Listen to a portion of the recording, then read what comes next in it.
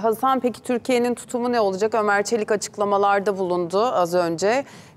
Onu da senden dinleyelim.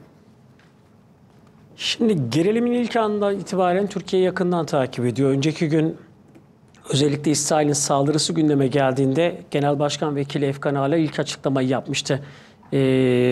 Türkiye adına Türkiye bölgesel sorunların diyalog ve diplomasi yoluyla çözülmesinden yana kararlı bir tutum sergilediğine dikkat çekiyor.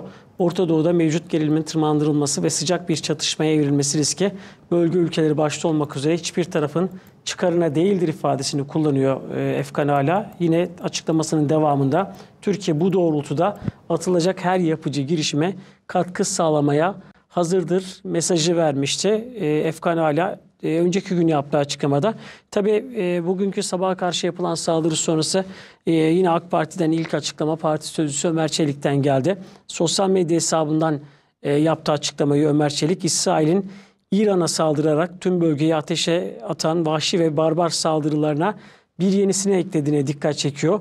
Bu hukuksuz saldırıyı en güçlü şekilde kınıyoruz ifadesini kullanıyor AK Parti sözcüsü Ömer Çelik. Yine İsrail'in saldırısının hiçbir meşruiyeti ve gerekçesi olamaz. Bu barbarca bir saldırganlıktır.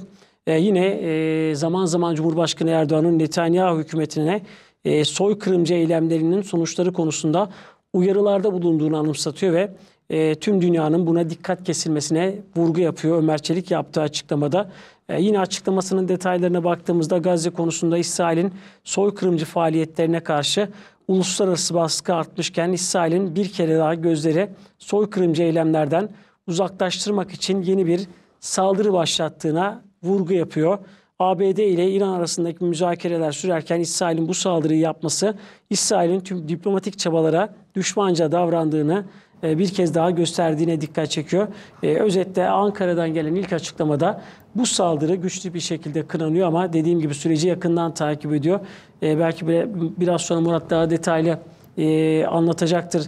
Türkiye bir anlamda İran'la hem doğalgaz hem de petrol tedarik ettiğimiz ülkelerden bir tanesi. Bu süreçte yakından takip ediyor ama gelinen bu saldırı sonrası ilk açıklamada bir anlamda İsrail'in Gazze'de uluslararası toplumun baskısının arttığı bir dönemde bir hedef saptırma, hedef şaşırtma eylemi içerisinde olduğuna dikkat çekiliyor. Yine bu saldırı en güçlü şekilde AK Parti sözcüsü Ömer Çelik tarafından kınanıyor. Evet.